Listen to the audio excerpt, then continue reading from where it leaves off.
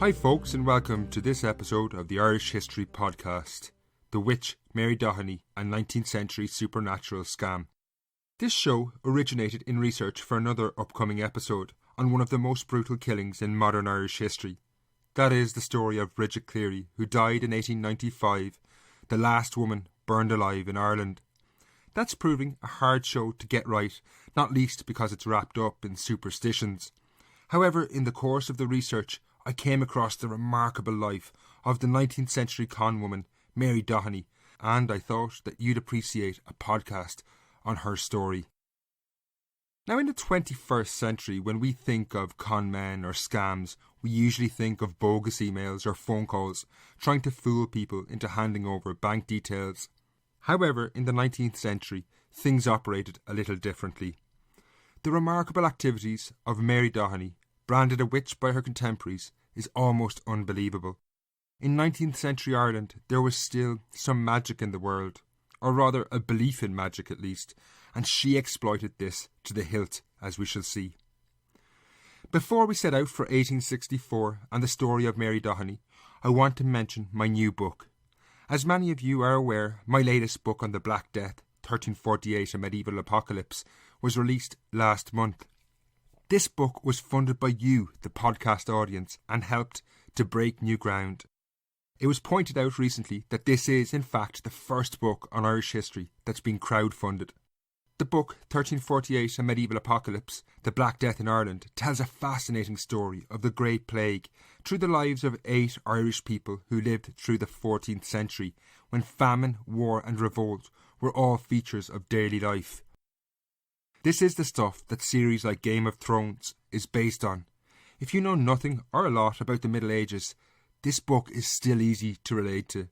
You can get the book in hardback or audio at my website irishhistorypodcast.ie or the Kindle version on Amazon. Just search for 1348 A Medieval Apocalypse. Now to the show.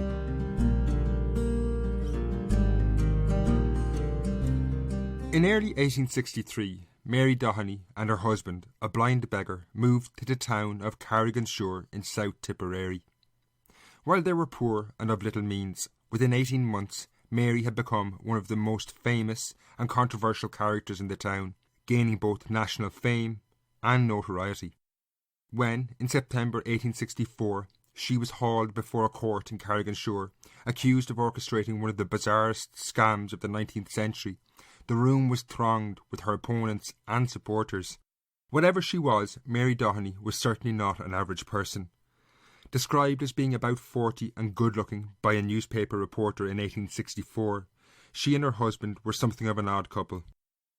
While he was a beggar, she was an enigmatic figure, known to some as a witch, or in popular parlance, a fairy doctor.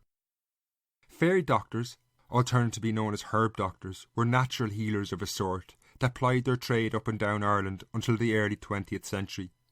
Their understanding of medicine was unorthodox. In other cultures, these fairy doctors would have been referred to as witch doctors. While fairy doctors, like Mary Doheny, could set broken bones, central to her understanding of the world, and more specifically health, was the impact that supernatural forces had on the body. Frequently, fairy doctors diagnosed problems as arising from the presence or impact of fairies on a person. They believed the actions of these fairies, magical beings that supposedly lived beneath the earth, could explain sickness or ill health. Frequent treatments they prescribed involved potions and incantations to ward off these fairies. Now, while this sounds pretty crazy to us today, many in the late 19th century believed in the power of these fairy doctors. In a world where medical care was pretty rudimentary, it was one way at least to understand unexplainable diseases, particularly around issues like mental health. After Mary Doheny arrived in Carriganshire, she began to treat people in the town through 1863 and into 1864. Indeed, when the summer of 1863 was particularly dry, she reaped what was later referred to as a golden harvest, doling out herb potions to farmers, which reputedly would help cows produce large volumes of milk. While she gained a reputation from this work, it also provoked cynicism and criticism. There were many who were dubious of Doheny and believed her to be nothing more than a charlatan. Indeed, the local priest, Reverend Power, convened a meeting in the town to warn people away from her. However, Even after this, many continued to consult her, including the Reeves family from Carriganshore, who are central to the story. The Reeves family were respected members of Carriganshore society in the mid-19th century.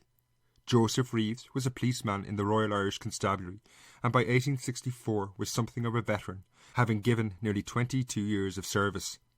However, the family were also riven with tragedy. Joseph Reeves and his wife Mary, who I'll refer to as Mrs. Reeves, given we already have one Mary in the story, suffered repeated personal loss.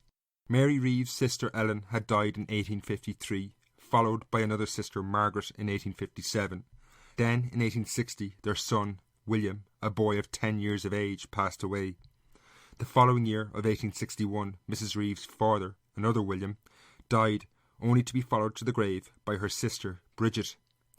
While the death rate in the 19th century was far higher than today, losing 5 members of an immediate family in the space of 10 years understandably took its toll on the couple. However, their difficulties had not passed. In 1863, not long after the death of Mrs. Reeves' father and sister Bridget, another of the Reeves children was very sickly, suffering from epileptic fits and possibly a mental illness of some form or another. Agitated, the child rarely slept well. One can imagine the strain these events must have put on the Reeves family. Having already lost several members, including one child, they now had another sickly child who appeared to be ailing. It was around September 1863, perhaps at their wits' end, that the Reeves made contact with Mary Doheny, who by now had gained what was a controversial reputation around the town. Doheny does appear to have had some healing skills, and at least was able to administer potions which helped soothe the ill child. While some newspapers would later report that the child died, more reliable and detailed accounts revealed she did in fact survive. Understandably, the Reeves were overjoyed by this. Mary Doheny seemed like a heaven send. Not only did she save their child, but also, furthermore, she didn't even ask for money, and just took payment in food. It was in this intense crucible of emotions that Doheny formed a bond with the Reeve family. However, from Doheny's perspective, this was just the first step in a thoroughly ruthless scam, where she set about exploiting the Reeves' recent tragedies and troubles. After she successfully treated the child, Doheny became a frequent visitor in the house and a guest at the Reeves' dinner table. Such was the relationship of trust that developed between her and the family that several contemporary reports went as far as saying she had bewitched them. Given what lay ahead, she may well have performed some sort of hypnosis on the couple. The relationship quickly began to turn deceptive and what might be called abusive when Mary Doheny, at some time in 1864, revealed herself to be a necromancer of sorts to the family. Now, a necromancer is a person who supposedly, at least, can commune with the dead. Whatever her healing skills may have been, Mary Doheny was certainly a very convincing, deceptive and manipulative woman, able to read people and situations very well, and the Reeves believed her in this somewhat ludicrous claim. After telling them she was a necromancer, Mary Doheny then offered Joseph Reeves the chance to meet his deceased father-in-law, William Mullins. At this point, the story became absolutely surreal, to the point that had it not ended up in court, it would probably have become a legend or a ghost story. Having promised to show Joseph Reeves his long-dead father-in-law, Mary Doheny took him outside Carriganshore to a place called Knockrow, late on a summer's evening in 1864. Around midnight, she, according to Reeves' later testimony, pointed in a certain direction and asked him did he see anything. Reeves later swore on oath that when he looked, he saw his deceased father-in-law, William Mullins, standing in front of him. Reeves did not communicate with his father-in-law, but he seemed certain it was him. When the story emerged, the natural question of whether drink had been taken was put to him, but Reeves was in fact a pioneer of many years. After this, Mary Doheny developed her scam by supposedly unveiling not only William Mullins, but all the members of the wider family who had died in recent years to the Reeves couple.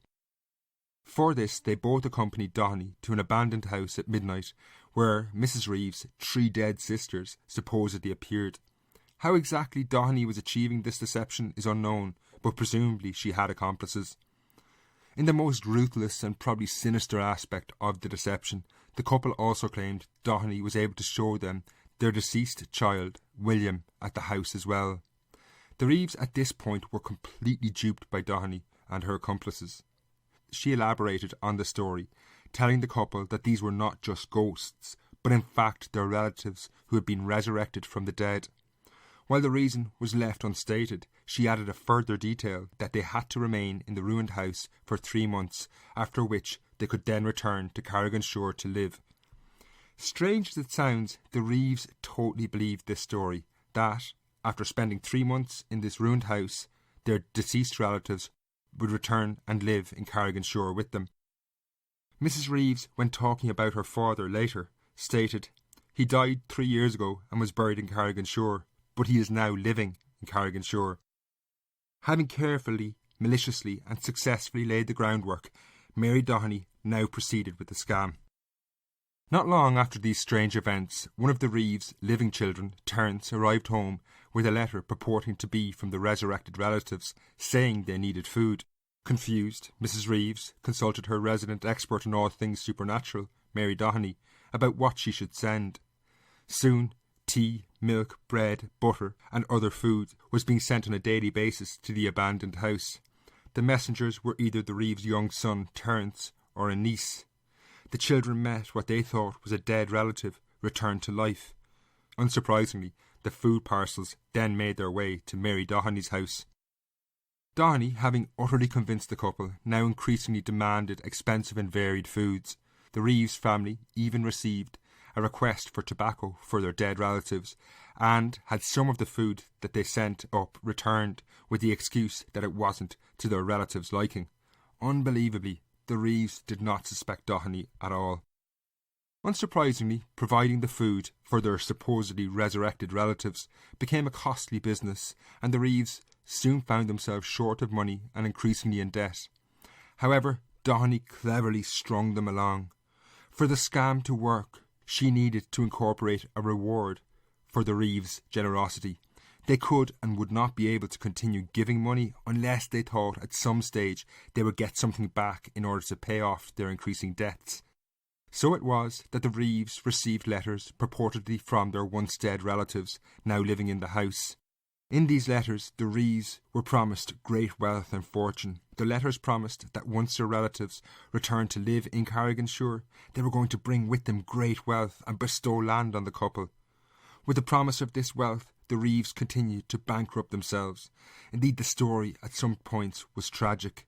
Mrs. Reeves, fervently believing her relatives needed clothing, began to make them from her own nightdress. It was only when a police inspector, Joseph Reeves' superior in Carriganshore, got wind of what was happening and began to investigate that the scam started to unravel. He quickly realised something was afoot, and when he raided Doheny's home, he found the letters and indeed some of the supplies that had been given for the Reeves relations. Eventually, Mary Doheny was hauled before the courts, but still, despite the evidence presented, the family remained loyal to her. After he was cross-examined by the prosecution, Joseph Reeves approached Mary Doheny and said, "Never mind, Mary, no matter what they say, I believe what you told me and what I have seen." He wasn't the only one who fervently believed in Doheny. Another Carriganshore policeman, James Hayes, testified that she had shown him apparitions and dead people.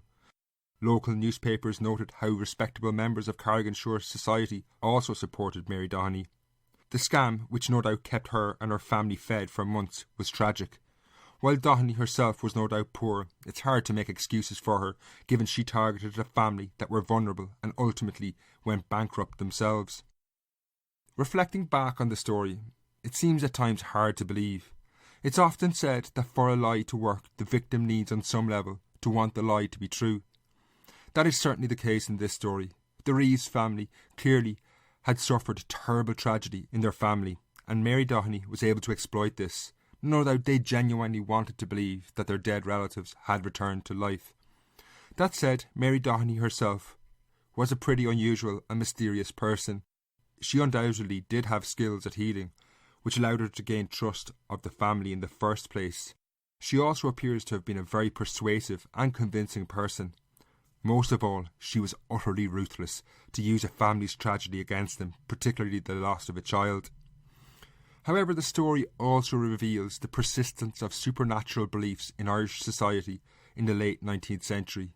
Mrs. Reeves herself was undoubtedly a very, very superstitious person, and her beliefs were integral to the scam being able to work. She claimed later in court that before any of these events had taken place, her sister and her father's ghosts had been appearing to her. She claimed her 3 sisters had apparently called out to her, but she refused to answer because she believed the fairies were with them. Such beliefs weren't that uncommon in 19th century Ireland, and someone unscrupulous like Mary Doheny, who herself was considered to be a woman with considerable understanding of the supernatural, was perfectly placed to exploit these beliefs. In this case, her activities landed her 12 months in prison with hard labour. However, belief in superstition could also be lethal. This will be clearly illustrated in the next episode on the story of Bridget Cleary, who died in 1895 and was the last person burned to death in Ireland. Until next time, Slán.